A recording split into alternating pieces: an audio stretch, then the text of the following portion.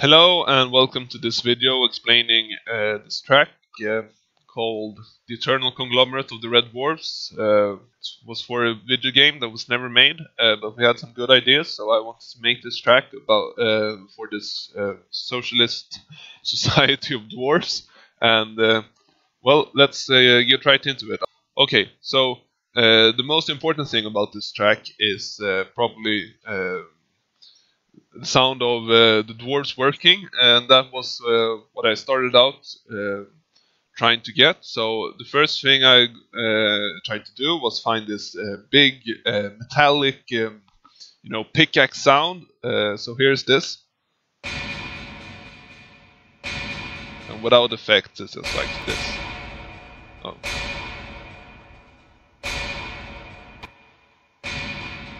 So I put some delay on it and basic EQ, but it was snare. I tried to do some different rhythms, but ultimately this is what worked great. Didn't distract from anything. And this is the bass drum. Massive orchestral bass drum. I put some EQ on it just to take away some of the mids, but this is the foundation of the track. So the big long reverb tails on them really make it sound like they're in this big large cavern and these dwarves are just hammering away. And also I wanted kind of a marching snare kind of rhythm, so this is that. Barely any effects on this one. And this is actually through the whole track. It's not audible all the time, but it really worked great as a foundation. So the percussion sounds like this together.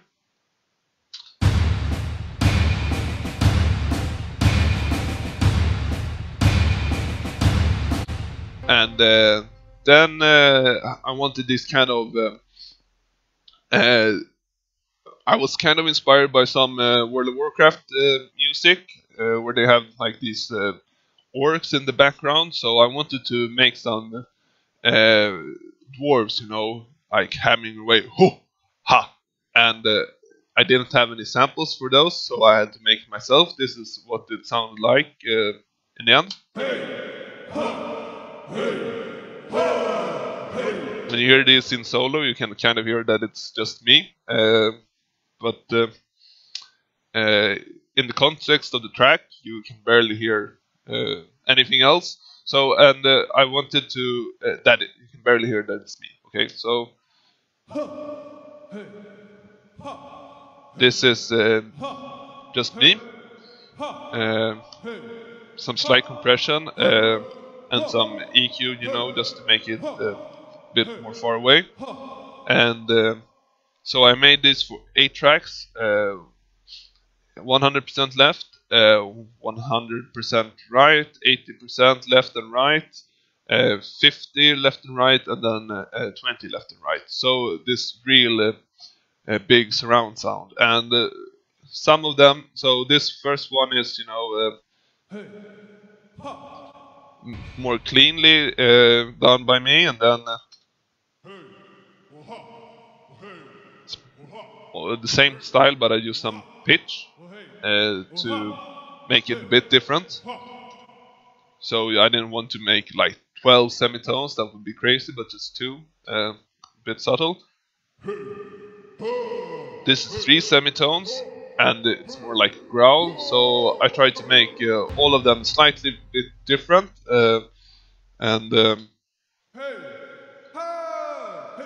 This is maybe a young dwarf or something. I did actually change the pitch on this one. Doesn't sound like that though. Okay, this some. Okay, yeah. So all in all, it sounds like this together. And the most important thing about this is the reverb. So it's really strange without the reverb. And the reverb was kind of bathhouse, so it's pretty big cavern-like reverb, and I'm sending a lot of the instruments here. Yeah, so that's the foundation. Yeah, the society is socialist, communist, whatever. So I was thinking a bit totalitarian. So this is the major scale, Ionian mode, and I wanted, something like controlling the masses, propaganda, like look at us, we're so great, no dangerous notes or whatever. So this is no dissonance. It's just first the C major arpeggio, lots of reverb, and this is the C major first, but instead of the G, the fifth of the chord, I go up to the A and do an ascending D minor chord. So very benign sounding, and this is just an E minor arpeggio, F major arpeggio down to D minor, and then resolving on the C. So it's like really, I wanted a big propaganda, sound, and then there's this brass section.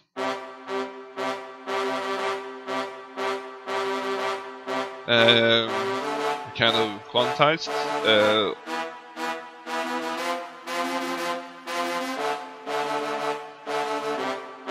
Yeah, and this is just following the chords in all fifths, so no thirds on these chords, no arpeggios either, more staccato. The sound on this, yeah, I forgot to mention the other sound, but it's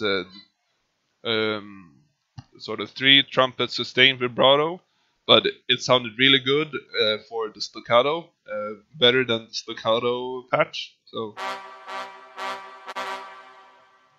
and then there's just the French horn, and it sounded pretty big together. And I have this whole reverb. The EQ doesn't do much, and then just stereo imager to widen it up, because I wanted it, not. I wanted it very wide, and I also got it panned left 30%, 34%, and this is just the strings and the French horns. More strings than horns, but the horns really do affect the sound. I found what it was very pleasant sounding, and I also didn't want it to be too in your face, so I took away some of the mids, and I also actually winded it because it's playing some chords later, not melody. And there's just the bass. And this is just the power chords with no thirds. Same chords that are played by the rest of the instruments. So this is how it sounds like.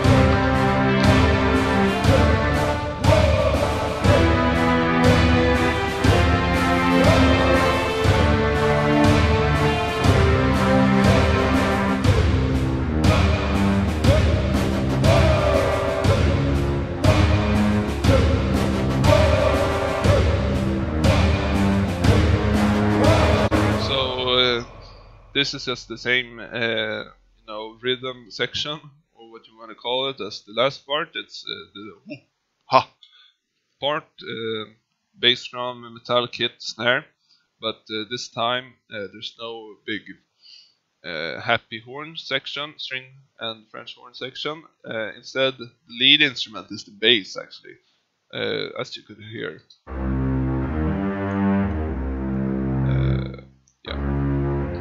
So what I did was play C minor instead, and it sounds really, really even. Probably because it contrasts so much with the previous C major.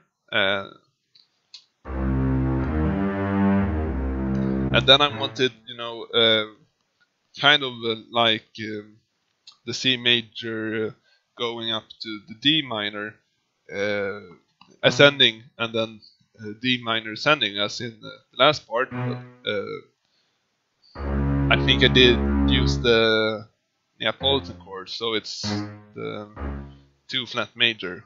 In this case, it's C flat major.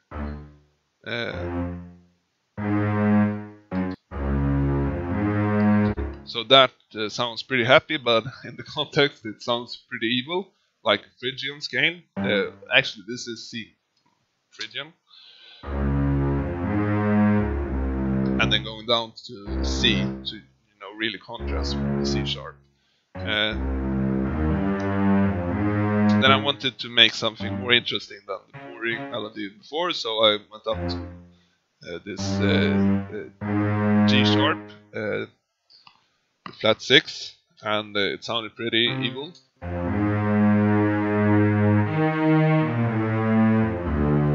And this is like really a big plot to murder someone or something, or going out to war maybe. This is maybe like this section. It's like dwarves are preparing for war, making weapons, and this melody is pretty evil.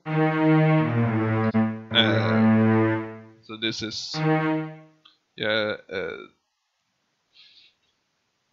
don't really know what chord this is. It's just more of a melody, and then resolving down to D, which sounds like a new resolution. I guess, even though the previous melody was, the rest of the melody was in C sharp. Okay, I'm babbling. The next part is I just wanted these horns, the brass part to, fill in some of the gaps. So this is, the G C. Actually, this is, so this is C major add flat 9 with no third, I guess. This is it as well. Alright, now where was I? My cat puked some, so we have to deal with that. Alright, this is just the C power chord at flat 9, and then this is C sharp with also the same kind of chord up there, and this is just this is C sharp power chord that resolves to the D. It's pretty neat actually. And this is C. Oh, oops. So it's D7, flat 7, no third. It sounds very evil, with this.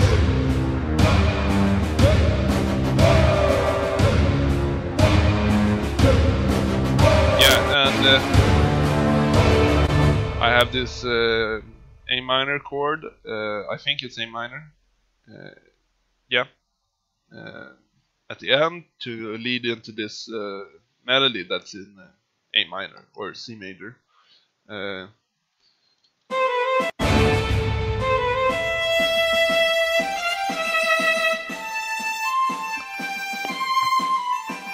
So this is a really,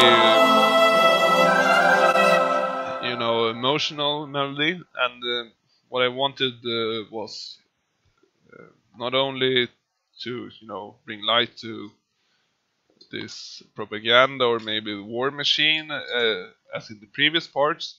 This is more like dwarves remembering a great past thousands of years ago. So, and it was a really good melody, so I used it a lot in this piece. So first is just the solo violin, and then I add some choirs. because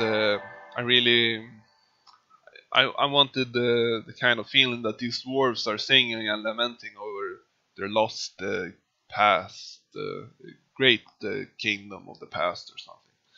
And then the bass hits in, and the percussion, the bass drum also hits after this solo piece, and I get the violin back, and also I have chords. I'll go over these chords, I guess. The string and horn section start playing these chords along with the male choir.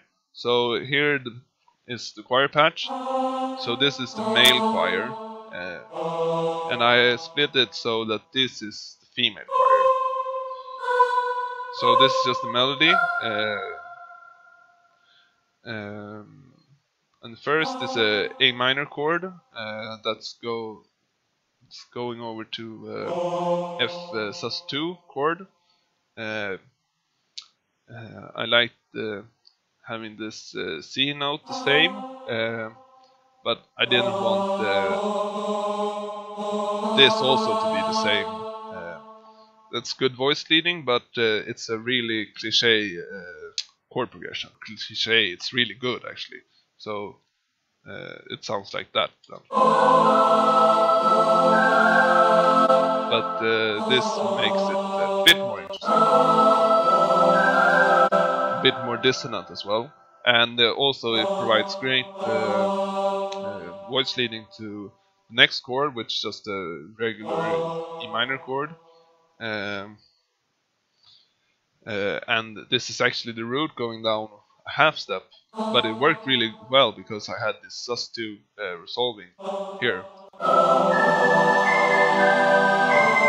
and this is goes down a whole step to a D sus4 chord, which resolves to D major chord. So actually I'm going out of scale here. It would be A Dorian. Yeah, because this G stays the same and it becomes a sus chord. The voice leading is good even though it's moving by only a whole step. And also this resolution sounded really good, just going down one half step. So the bass line is interesting also because just because it goes down one whole step. Alright, here goes down a third and then a half step and a whole step, and it doesn't sound very good on its own, but because the voice leading of the chords is so good, it really works. And here I think it changed actually the chord tone from, yeah, so I changed the chord root note of this F sus2 to the G, so it becomes a G sus4. It's just a simple inversion really, but I don't know if it really changed the sound of it.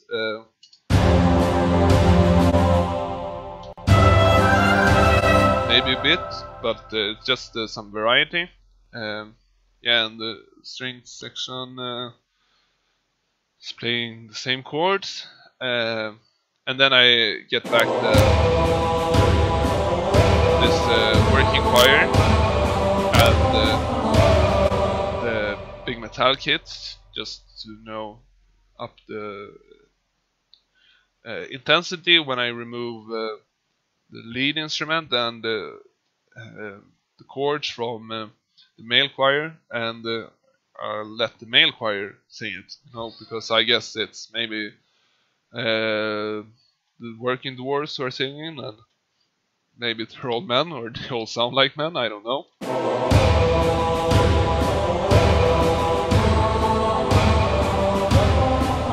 And I just beat this twice because I thought it sounded really good.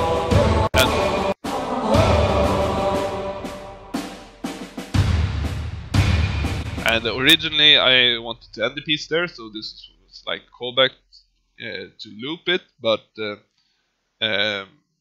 and I was going to,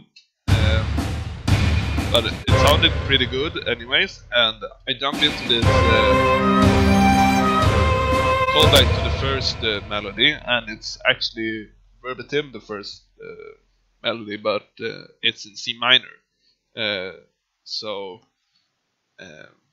no, instead of E, it's an E flat or D sharp. It's actually D flat, and it's a B flat instead of a B, and it's a flat instead of a A. So, whoops, and it sounded really weird.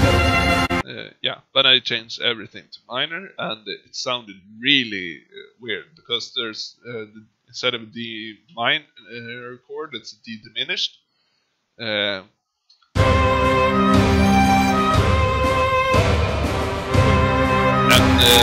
It's also a bit more empty sound because it's solo violin instead of a string section playing the melody. And this is, you know, this propaganda tune that's actually pretty evil. I guess that's what I thought when I made it, because it also didn't make sense to bring back major melody after having this really emotional melody. Yeah, and the working dwarves are back, and then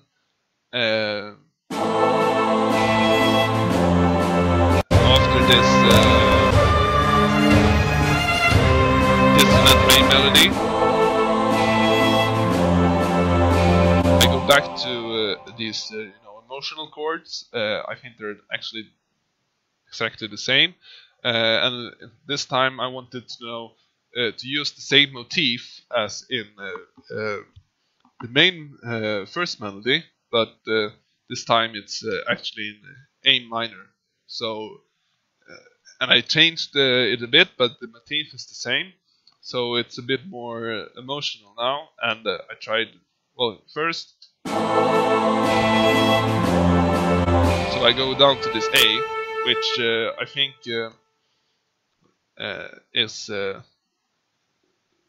becomes a suspended chord tone, yeah, because it's a F sus2 and not F major, so it becomes a really great.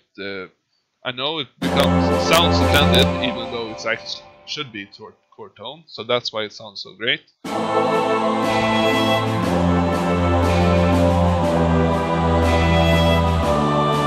And this was great as well.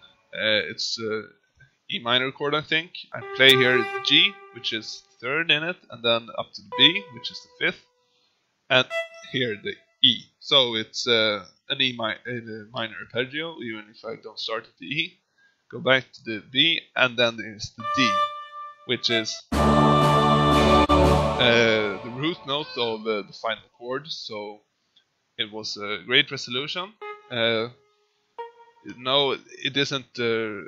There's no suspended chord tones or anything in this part of the melody, but it sounds great because the chords are great themselves. So the melody doesn't have to be more interesting. I think if you just listen to the melody like this,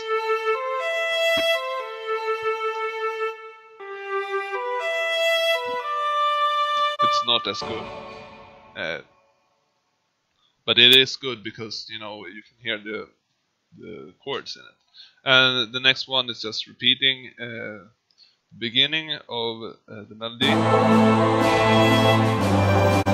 And then I go up to this G, which should be the suspended 2 of the F chord, but it's becomes the root note of the G sus4 chord.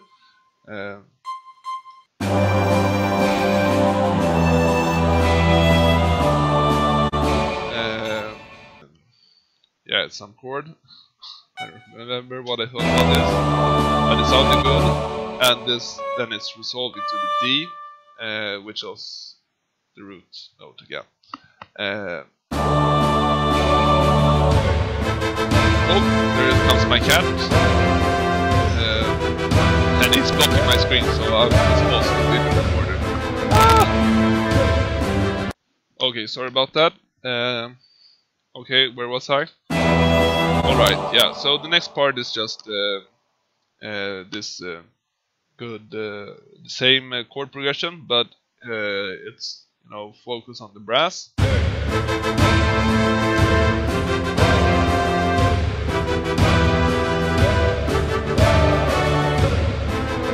And well, it's nearing the the crescendo, the climax of the song. So and also this bass strings.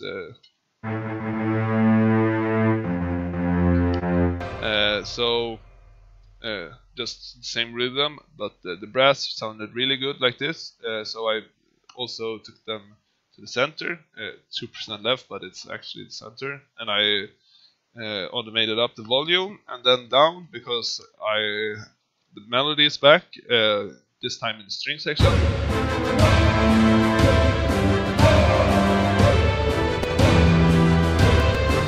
So I just wanted to ramp this up. So this time solo violin and the string section, they're working together. And next comes the male choir singing the melody in a lower octave, and also the bass strings. So it's not real life, it's just a computer, so I'm guessing I have 2 bass string sections or something. But it sounds really big.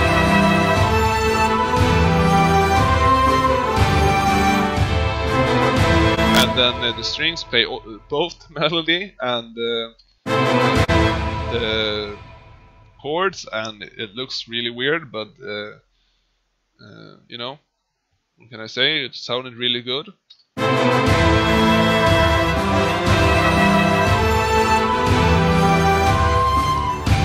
And for the end, I really wanted, just the solo violin, and then I had the bass strings. Just I didn't want to make it too empty. So a thing that I thought about here was that bigger isn't always better, but bigger is bigger. So I wanted to ramp this up to the end, and sometimes if your chorus is already big and you want to end it and make it bigger, you just strip it away, so you only have the essentials, and that's why I only have the solo violin and the bass. And then the song starts again and loops. So and then I automate down the master volume, so it sounds like a fade out. Well, it is fade out. Yeah, there's not really much more to it. So, oops, I thought this was a fun video to make and a really fun song to make. But anyways, thanks for watching. I hope you learned something. If you have suggestions and tips for me to improve these videos, feel free to comment. And if you watched this whole video, well, then I congratulate you. Well done. I think this has become way too long and maybe a bit boring. But anyways, hope you liked it. See you next week.